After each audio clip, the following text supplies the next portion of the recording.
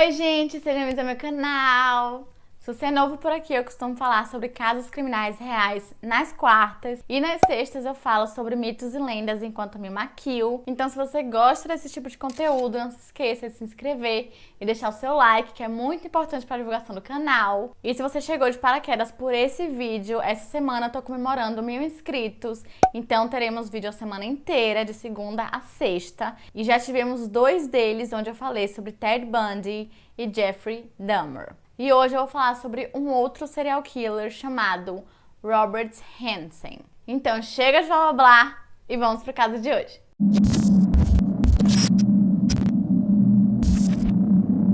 O Alasca tem a menor densidade populacional entre os 50 estados dos Estados Unidos, tornando o lugar ideal para quem procura paz e sossego. Para pescadores, caçadores e entusiastas da vida selvagem, é um paraíso que oferece inúmeras possibilidades. Como serial killer, Robert Hansen também descobriu, também é um local ideal para quem quer esconder coisas que não querem que sejam encontradas. Durante a década de 70, a construção do oleoduto Trans-Alasca causou um aumento no crescimento da população do Alasca. Mais empregos resultaram em maior riqueza em pequenas cidades situadas ao longo do caminho do oleoduto. Enquanto as vilas e cidades floresceram, o boom econômico não ocorreu sem efeitos adversos. O dinheiro atraiu uma série de criminosos, ladrões, cafetões e gangues se infiltraram no Alasca a um ritmo alarmante, e profissionais do sexo passaram a ser encontradas em todos os cantos. Os assassinos em séries costumam ver as profissionais do sexo como vítimas ideais, considerando-as como mulheres vulneráveis que têm pouco ou nenhum contato com famílias e amigos e, portanto, não são facilmente rastreadas. Além do fato de que também as autoridades geralmente não levam os desaparecimentos dessas pessoas em consideração ou muito a sério, também pelo fato de que não sabem exatamente quando elas desapareceram. A enorme quantidade de terra, juntamente com o clima severo, faz do Alasca um pesadelo para a polícia que está procurando pessoas desaparecidas. E então, agora que você já tem um pouco de noção do que estava acontecendo na época, eu vou falar para vocês quem é Robert Hansen. Robert Christian Hansen nasceu em 1939 em Estherville, em Iowa, e ele era filho de Edna e Christian Hansen. E a infância de Hansen, assim como a maioria dos serial killers, não foi uma infância feliz. Christian Hansen, seu pai, era um padeiro de profissão e um homem extremamente cruel e de temperamento brusco e que quase nunca mostrava qualquer tipo de afeição ao seu filho ou orientação paterna durante os anos. Mas mesmo assim, o Robert idolatrava seu pai, achava ele uma pessoa incrível e desejava se tornar um padeiro quando crescesse. Hansen sofria de uma gagueira debilitante, cujos efeitos negativos permaneceriam com ele por toda a sua vida.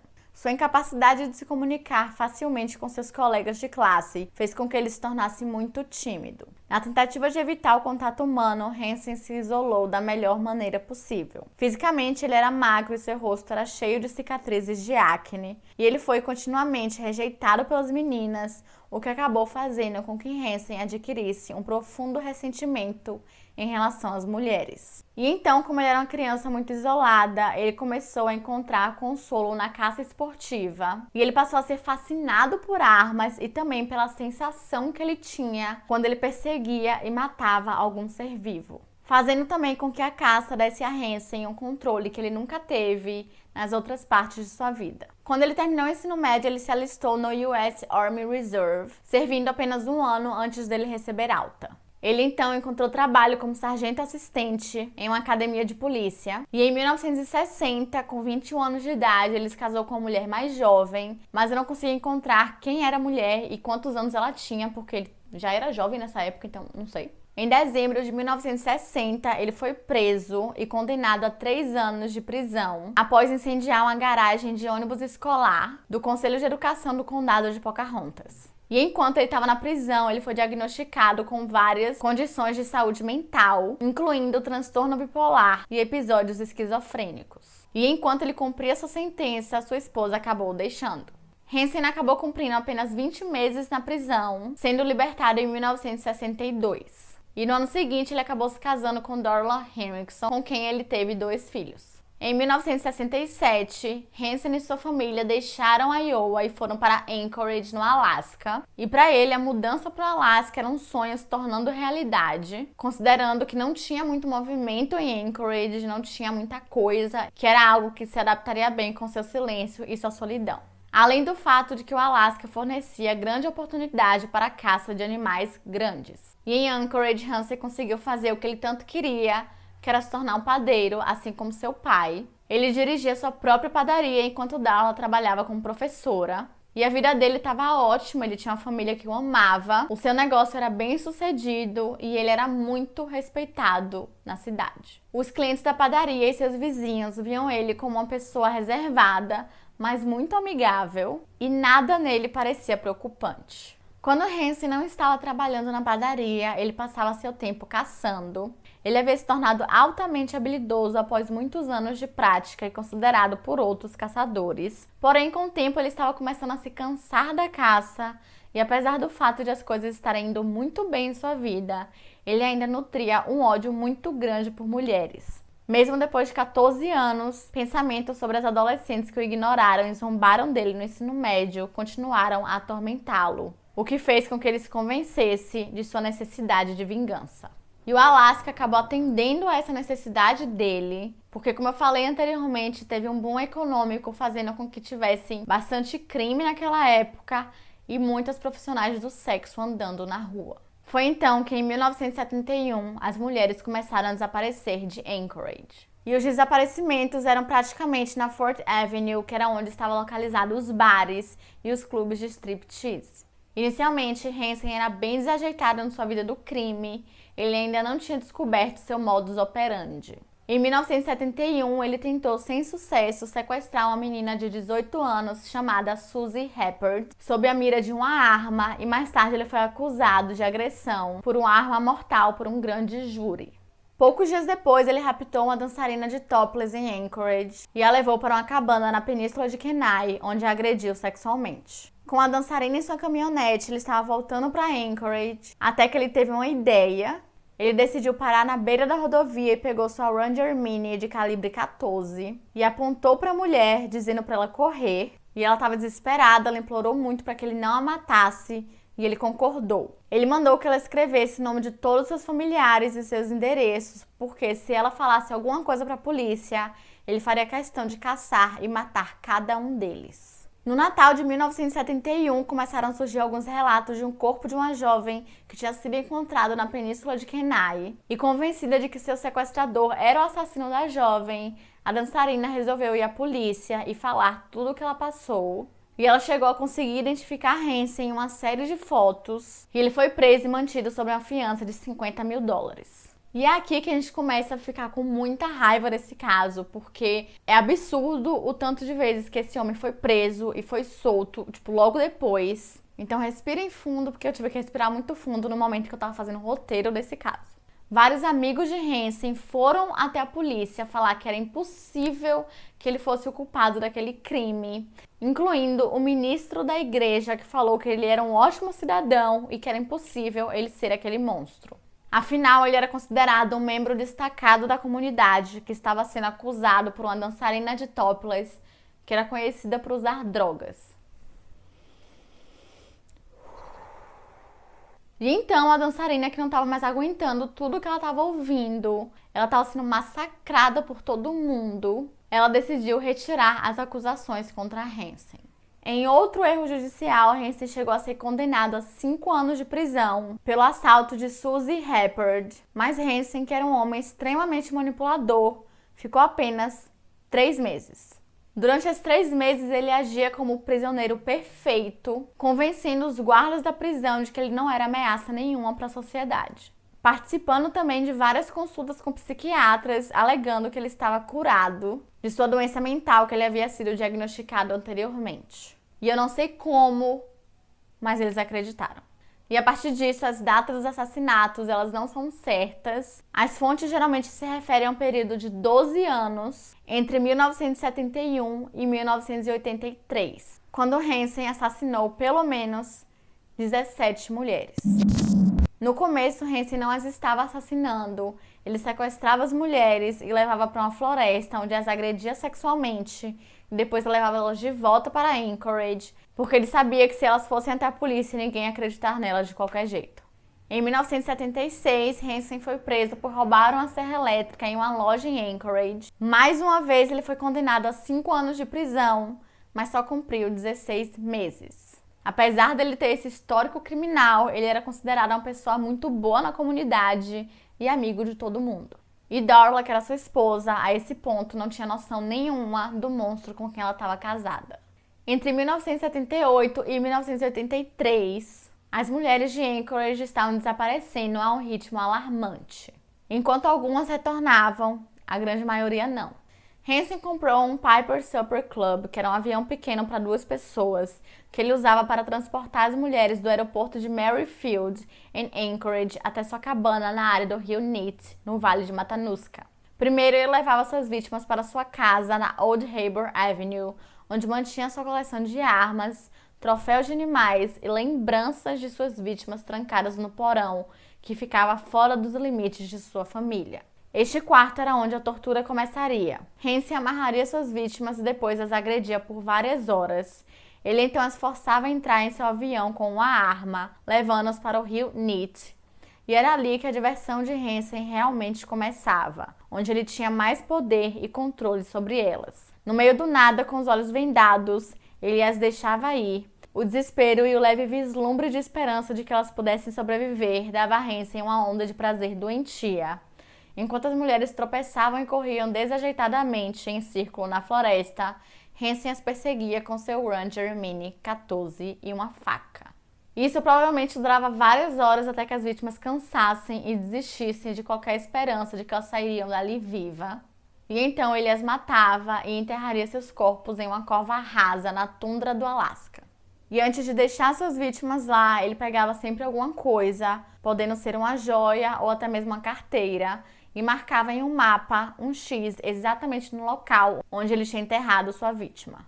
Isso continuou até junho de 1983, quando ele sequestrou a garota errada. Sem o conhecimento de Hansen, a garota que ele sequestrou no dia 13 de junho de 1983 acabaria com a sua série de assassinatos. Cindy Paulson, de 17 anos, estava trabalhando na Fourth Avenue de Anchorage naquela noite, quando um homem apareceu e ofereceu $200 por seus serviços. O homem era magro, tinha cicatrizes de acne e gaguejava quando falava. E Cindy acabou não vendo nada ameaçador nele, então entrou no carro. Quando ela fechou a porta do passageiro, o homem enfiou as algemas nos pulsos e colocou uma arma na sua cabeça. Ele então dirigiu para sua casa na Old Harbor Avenue. Assim que chegaram, ele forçou Cindy a entrar na casa com a arma e descer até o porão. Como ele havia feito com suas vítimas anteriores, ele amordaçou, agrediu sexualmente e torturou Cindy por várias horas. Quando ele terminou, ele colocou uma corrente em volta do pescoço dela, prendendo-a a um poste de madeira. Hansen então se deitou em um sofá em frente a Cindy e adormeceu, e de manhã ele a levaria para o rio Neat e a caçaria como havia feito com as outras. No entanto, nesse caso, isso não aconteceu. Quando a manhã chegou, Hansen levou Cindy para seu carro, onde ele dirigiu até Merrifield, onde seu avião estava esperando. A área estava completamente deserta e Cindy estava sentada no banco de trás do carro, com as algemas em suas mãos que estavam na frente do seu corpo. Hansen então saiu do carro para ajeitar o avião e Cindy então percebeu que ele não estava prestando atenção nela, então ela aproveitou a oportunidade, foi para o banco da frente, abriu a porta e saiu correndo, e Hansen só percebeu quando era tarde demais. Cindy, que estava algemada e vestindo apenas uma calcinha e uma blusa, conseguiu andar até a Sixth Avenue, onde sinalizou para um motorista que passava. O motorista, que era um homem chamado Richard DeYant, levou Cindy para um hotel. E quando ele viu que ela entrou com segurança, ele foi direto para a delegacia para avisar o que tinha acontecido. Quando a polícia foi de encontro com Cindy, ela estava desesperada e chorando muito. Quando eles a levaram para a delegacia, ela contou tudo o que tinha acontecido e identificou o homem que a havia sequestrado. Ela também descreveu a sala em que ela ficou mantida em cativeiro, como tendo muitos troféus de animais montados na parede. Cindy então direcionou os policiais ao aeroporto de Merrifield e identificou rapidamente o avião do seu sequestrador. E quando a polícia foi conferir, o proprietário do avião era Robert Hansen. A polícia então não demorou muito para que fossem até a casa de Hansen E obviamente ele negou tudo. E mais uma vez, depois de tudo que ele tinha feito, ele se safou. Seus amigos novamente mentiram por ele e afirmaram que no momento que ele teria sequestrado Cindy, ele estava com eles. E novamente, a palavra do homem respeitado pela família e pela comunidade pesou muito mais do que as palavras de uma jovem que trabalhava com sexo e não tinha amigos e nenhuma influência. E durante todo esse tempo começaram a surgir diversos corpos de jovens em Anchorage, na Península de Kenai e no rio Neat. A primeira foi a de uma mulher não identificada na estrada de Eklutna. Ela foi apelidada de Eklutna N pelos investigadores e provavelmente havia sido morta em novembro ou dezembro de 1979. Em maio de 1980, o corpo de Joanna Messina foi encontrado em um poço do cascalho perto de Seward, no Alasca. Em setembro de 1982, o corpo de Sherry Morrow foi descoberto enterrado perto do rio Neat. E um ano após a descoberta do corpo de Morrow, o corpo de Paula Goldwyn foi encontrado na mesma área. Cada uma das mulheres trabalhava como dançarina de topless ou profissional do sexo em Anchorage, embora isso não seja confirmado no caso de Eklutna N. Eklutna N foi esfaqueada até a morte, enquanto cartuchos de balas foram encontrados nos locais graves de Sherry Morrow e Paula Goldwyn. O detetive Glenn Float, que estava trabalhando no caso desde a descoberta do corpo de Eklutna N, estava convencido que tinha um assassino em série solto por Anchorage. E os cartuchos de bala que foram encontrados perto do corpo de Sherry e de Paula foram enviados para o laboratório do FBI e foi confirmado que eles vinham da mesma arma. E a lista de mulheres desaparecidas em Anchorage só fazia aumentar e Glenn tinha certeza que todas elas eram vítimas do mesmo agressor. Graças a Cindy Paulson, Glenn Float tinha em mente um dos suspeitos, que era Robert Hansen. Float então procurou o FBI para avisar que ele achava que tinha um assassino em série no Alasca, e foram os agentes especiais John Douglas e Roy Hazelwood, da Unidade de Apoio à Investigação do FBI, que responderam Float e pediu para que ele enviasse alguns detalhes desses desaparecimentos para que eles pudessem construir um perfil. Douglas previu que o assassino era quieto e reservado, apresentaria uma característica facial pela qual ele se envergonharia, por exemplo, cicatrizes de acne, e possivelmente um impedimento de fala, dificultando o diálogo com as mulheres. Era provável que ele tivesse tido experiências ruins com mulheres anteriormente. Ele seria um caçador altamente qualificado e provavelmente guardaria muitos troféus de animais, além de lembranças de suas vítimas. Douglas também previu que ele detalharia os assassinatos em um diário e, para alcançar as áreas remotas onde os corpos estavam sendo encontrados, ele teria que possuir um avião. Mas, gente, ele acertou tipo assim, cheio. E com todas essas informações e com o perfil criminal montado, Float e a polícia de Anchorage conseguiram mandatos de busca para a casa, a padaria e o avião de Robert Hansen. E a busca na casa mostrou exatamente o que eles estavam procurando e o que batia, tipo, 100% com o perfil criminal criado pelo FBI. Que seriam os troféus de animais, uma sacola de joias que não pertencia à esposa de Hansen e o mapa de aviação de Anchorage, onde haviam diversas marcas de X. E todas as evidências levavam para Robert Hansen. E foi aí que os amigos dele que falaram que ele estava com ele no momento do sequestro de Cindy desmentiram e falaram que haviam mentido tudo isso. E quando Hansen foi interrogado pela polícia sobre tudo que eles tinham encontrado na casa dele, ele simplesmente não tinha mais como mentir, confessando então que entre 1971 e 1983 ele havia assassinado 17 mulheres. E ao examinar o mapa de aviação onde haviam as marcas de X, Float percebeu que era exatamente ali onde as mulheres haviam sido enterradas e que também haviam 24 marcas e não 17. E embora Hansen nunca admitiu ter matado mais de 17 mulheres, as marcas no mapa fizeram com que a polícia acreditasse que ele havia sim matado mais gente do que ele estava admitindo. Em sua prisão, Hansen foi acusado de agressão, sequestro, vários crimes com armas e roubo. Ele também foi acusado pelo sequestro e estupro de Cindy Paulson. Ele se declarou culpado pelos assassinatos das 4 mulheres que a polícia já havia localizado. E usando o mapa, Hansen mostrou 17 dos 24 lugares marcados no mapa. Ele foi então condenado a 461 anos na prisão, prisão perpétua, e acredita-se amplamente que o número de vítimas de Hansen excedia 30. E até hoje não se sabe exatamente quantas mulheres ele agrediu sexualmente e as deixou ir embora. Robert Hansen morreu no dia 21 de agosto de 2014, com 75 anos de idade. E como a gente sabe que todo serial killer tem um filme, ou aparece em um livro, ou uma série de TV, Robert Hansen não seria diferente. A história da terrível série de assassinatos que ocorreram em um período de 12 anos foi relatada em um filme chamado Frozen Ground, que foi produzido em 2013, estrelando John Cusack como Robert Hansen e Nicolas Cage como o detetive que investigou os crimes.